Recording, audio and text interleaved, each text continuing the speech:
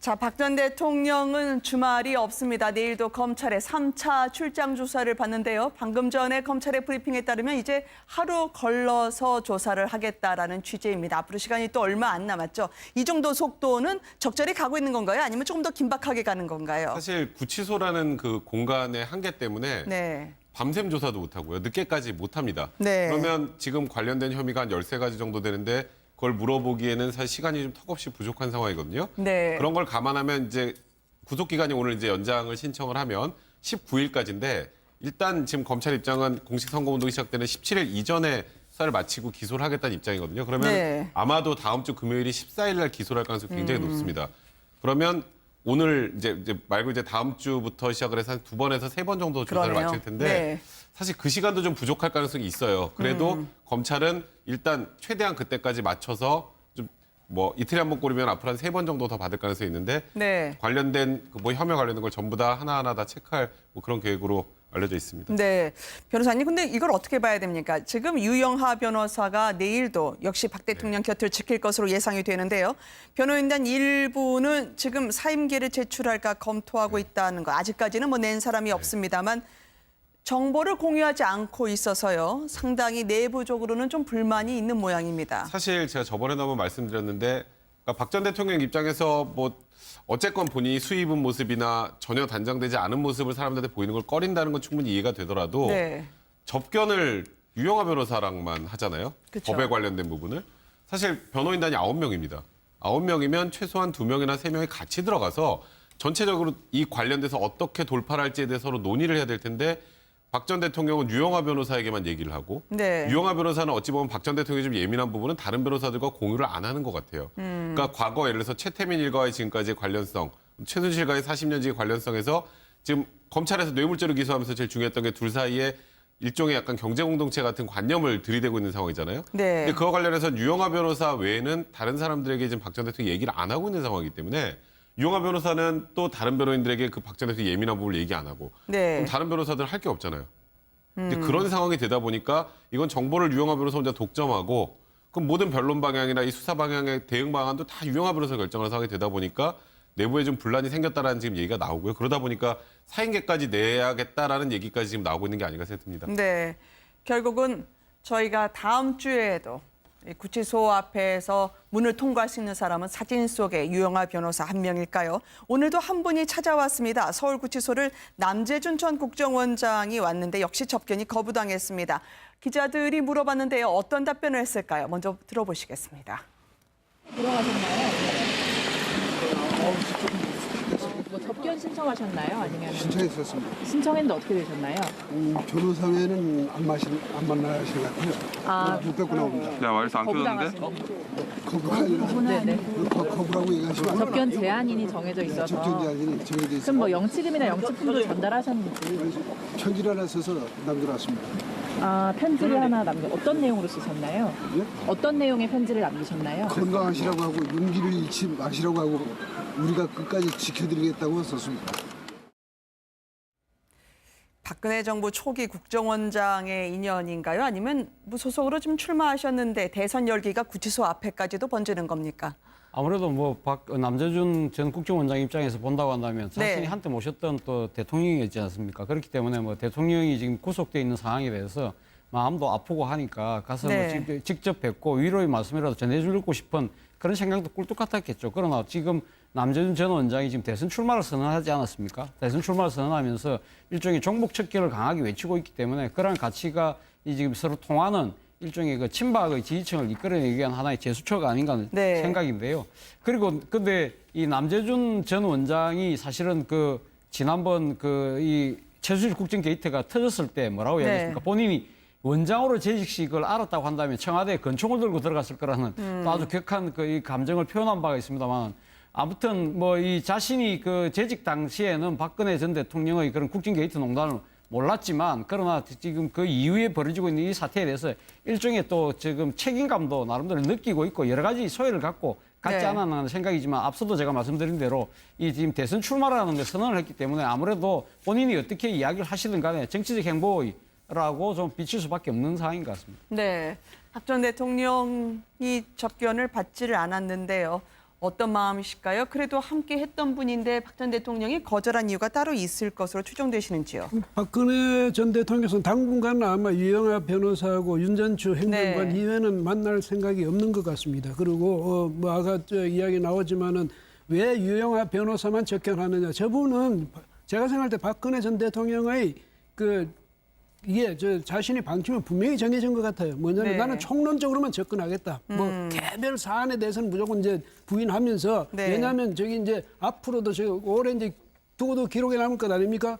전직 대통령으로서 자신은 그동안 국가와 국민만을 생각하며 봉사하고 헌신하고 희생했다고 말해갖고 또 그렇게 본인이 생각하는데 네. 세세한 그런 범법 행위 그 자체에 대해서 자꾸 이야기를 하다 보면 자신의 그 본래 취지 또 뜻 그다음 자신의 말하자면 국가에 대한 어떤 봉사 정신, 희생 정신 이런 것이 훼손될 수도 있다. 그런 걸 우려해서 구체적으로 어떤 사안에 대해서 효과적으로 변론하든 안 하든 그게 중요한 게 아니라 네. 나는 내 뜻을 분명히 끝까지 고수하겠다 이런 생각을 갖고 네. 남재준 전 국정원장으로서는 물론 이제 아마 어쩌면 이런 것도 있지 않을까요? 그 박근혜 전 대통령에 대해서 내가 모셨던 분한테 가서 네. 이번에 출마했습니다. 이것도 보고하고 싶고 또 이제 그렇게 함으로써 자신이 그러니까 무인으로서의 또 기계도 그러니까 자신은 박근혜 대통령 탄핵에 대해서 절대 이것을 이거 믿을 수도 없다. 또 이것에 대해서 이것을 인정할 수도 없다. 이런 참 그런 말을 했거든요. 네. 그런 점에서 보면 박근혜 전 대통령도 끝까지 지키겠다 이렇게 말한 것으로 봐서는 남재준이 누구인가 이것을 이런 계기에 보다 효과적으로 이제 국민들한테 인식시킬 수 있지 않을까 그런 생각도 좀 한 것 같습니다. 근데요, 네. 저기 이제 찾아갈 때는요. 접견 가능성이 있는 거 없는 거 다 알아보고 가지 않았겠습니까? 아, 네. 만나주지 않을 거라는 거 뻔히 알면서도 저분은 가진 거예요. 그러니까 이제 가서 저렇게 오랜만에 이제 기자들 이제 카메라 플래시도 좀 받고 한 거 아닙니까? 그래서 네. 저분이 뭐 저런 어떤 생각을 갖고 있다면은 이번에 친박단체 중심으로 해가지고 뭐 새누리당인가 그걸 새로 만들었더라고요. 예, 그러니까 그쵸. 무소속으로 뛰지 마시고 그런데 같이 가서 하는 것도 검토해 보시면 좋겠어요. 네. 그런데 새누리당 측에서 지금 경쟁자들을 내세워놨어요. 내세워놓고 일각에서는 남재준 네. 후보를 모셔와야 되지 않느냐 뭐 이런 이야기도 있는데 당내에서도 아마 그 여러 가지 논란이 많아서 그게 제대로 안 될 것 같습니다. 예. 지금 뉴스앤 이슈 제작진의 취재에 따르면은 박 전 대통령 지금 수감 어떻게든 식사든 운동이든 적응하려고 애쓰는 것으로 전해지고 있습니다. 다만 조사 과정에서 상당히 결정적일 수도 있는 부분, 대질에 대해서는 응하지 않고 있다는, 따라서 대질 신문이 벌어지지 않고 있다는 전언이었습니다. 이걸 어떻게 해석을 해야 될까요, 변호사님? 박 전 대통령은 절대로 대질하지 않습니다. 네. 왜냐하면 지금 박 전 대통령이 아까 말씀하셨던 것처럼 총론적으로 계속 부인을 하면서 네. 이제 구치소에서 조사를 받는 경우는 강론으로 접근한단 말이에요. 그러다 보면 이제 안종범 수석의 수첩 같은 객관적 증거가 나오죠. 안종범 수석의 수첩을 보고 과거에 박 전 대통령이 조사받을 때 총론적으로 했던 얘기는 내가 한 얘기를 안종범 수석이 좀 과장해서 생각하고 있는 것 같다 이렇게 대답을 했었는데 네. 그 수첩 내용을 보면 과장이 아니에요. 그냥 그거는 말 그대로 기록이기 때문에 이제 박 전 대통령 입장에서는 그러면 이게 과장했다고 하면 도저히 안 될 상황이 됐다는 걸 확인하고 얘기가 바뀝니다. 네. 다른 사람 얘기를 듣고 쓴 것 같다. 이제 그렇게밖에 부인할 수가 없는 상황이 된 거예요. 네. 그런 상황에서 안종범 수석은 지금까지 줄곧 박 전 대통령이 그렇게 지시를 했고 그걸 충실히 받아 적었다는 취지의 진술을 내놓은 상황인데 그럼 대질을 하면 어떻게 될까요? 대질을 하면 박 전 대통령의 입장에서는 굉장히 곤혹스럽고 난감한 상황이 됩니다. 네. 그러면 그런 곤혹스럽고 난감한 상황이 되면서 본인에게 불리할 게 명백한 상황인데 그걸 대질을 흔쾌히 응할 리는 없죠. 그래서 박 전 대통령은 뭐 본인은 무고하다라고 계속 혐의를 부인하면서도 어찌 보면 진실을 밝힐 수 있는 방법이거든요. 대질신문이라는 건. 네. 근데 진실을 밝힐 수 있는 방법이라고 추정되는 대질신문은 거절하는 것. 그거는 지금까지의 박 전 대통령의 조사 과정이나 조사 태도를 볼 때는 너무나 당연한 결과가 아닌가라는 생각이 듭니다. 네. 무엇보다도 대질을 응하지를 않고요. 수첩도 안종범 전 수석의 수첩을 보여줬더니 이건 내 말이 아니라 다른 사람의 말을 적은 것이다라고 얘기를 했다는 그 말에 검찰이 당황했다는 보도가 있었거든요. 그러게요. 그러니까 박근혜 전 대통령이 자신에게 주어진 모든 혐의 자체를 다 부인하고 있고 그것이 뭐 정치적 음모나 기획에 의해서 엮였다고 지금 주장하고 있는 거 아닙니까?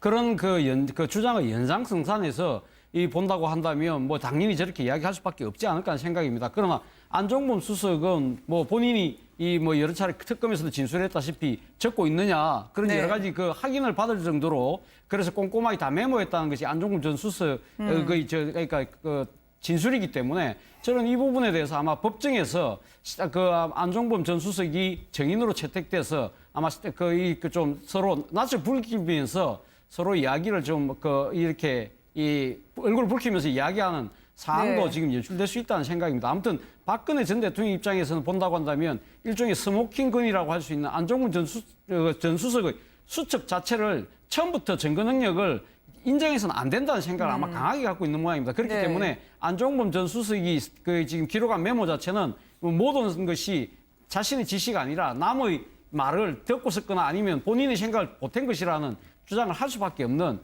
자기 스스로의 그런 좀 이 진술의 그 폭이 자체가 좁혀지고 있는 결과가 아닌가 하는 생각입니다. 네. 이게요, 제가 하나 아니, 말씀드리면 예, 왜냐하면 지금 수첩 속에요. 분명히 오늘 공판 과정에서 나온 부분입니다만 박 전 대통령이 안종범 전 수석에게 적고 있냐라고 확인할 정도로 그렇게 적는 거를 중시하셨던 분인데 그 안에는 대기업이 지원을 해줘야 된다. 무엇보다도 영재센터, 최순실 장시호 영재센터를 BH 청와대 관심사하니까 잘 챙겨야 된다는 말을 듣고 5억 원 선수들에게 이렇게 지급하라는 것까지 박 전 대통령 입에서 떨어졌다는 그러니까 겁니다. 이게 지금 안종범 수석이 그런 얘기를 했잖아요. 그냥 박 전 대통령이 진술할, 그러니까 뭐 명령을 하거나 하는 걸 꼼꼼히 기록해야만 살아남을 수 있는 정부였지 않습니까, 이번이? 네. 그래서 그 부분을 적어 놓은 건데 이제 박 전 대통령 입장에서 저걸 보면 할 말이 없죠.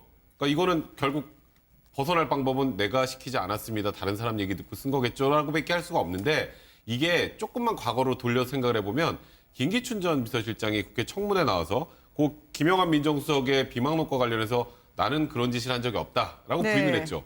근데 그때하고 지금하고 상황이 좀 다른 게 하나 있어요. 그러니까 김영환 민정수석 같은 경우에는 지금 뭐 지금 돌아가신 분이기 때문에 네. 이 비망록의 내용이 맞는지 아닌지를 확인해 줄 수 있는 방법이 없는데 아, 네. 안종범 수석은 지금 구속이 돼 있고 계속 진술을 하고 있는 상황이라 박 전 대통령이 지금 내가 지시한 거 말고 다른 사람한테 들은 것 같다라는 이 진술이 법원으로 가게 되면 사실상 양형 단계에서 더 반성하지 않는 취지로 중형이 선고될 수 있는 그런 류의 대답이거든요. 네. 그러니까 박 전 대통령은 아까 말씀하셨던 것처럼 이 부분을 어쨌건 정치적으로 해서 뭐 해결을 해야지 법적으로 풀 방법은 없다고 스스로 생각하고 계신 게 아닌가라는 생각이 듭니다. 그러니까요. 이게 네. 뭐냐면 박근혜 전 대통령으로서 내가 지시한 걸 저 사람이 설령 적었다 하더라도 내가 말 뜻은 그게 아니었는데 저 사람이 잘못 알아들을 수가 있잖아요. 그 소통 과정에서. 왜냐하면 100%내 말을 저분이 100% 이해하고 적었다거나 혹은 네. 거기서 자신이 메모해 놓은 것이 여러 가지 다의적으로 해석이 될 수 있으니까 그런 점도 지적한 거. 그러니까 나는 그런 뜻으로 말 안 했는데 만약에 그렇게 적혀 있다면 그것은